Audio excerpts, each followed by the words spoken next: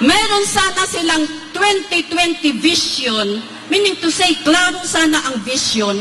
Nako, mga kababayan, nang makita nila ang bungkus-bungkus na, kay Judas nga, 30 silver lang.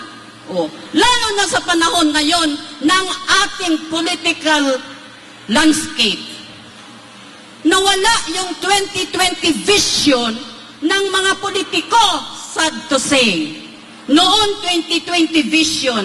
Ngayon, hindi lang 500 ang grado. Bilyon.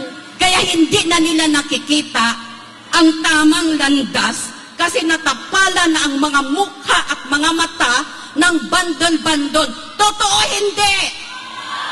O yan ang explanation ko sa inyo at yung tanong ng tanong sa akin, bakit daw may naganong kay pastor na maganda man kaya ang kanyang teaching, okay man kaya ang pamamahala, bakit? So yun ang tanong ko. Ang sa amin lang kung maswerte kami, kasi ang mga kasamahan namin may wisdom. Yung mga kasamahan doon sa langit noon, mga estupidong mga anghel, kaya 1/3 sila ang nakuha ni Lucifer. Ngayon dito, hindi na tayo malilinlang, mga kababayan.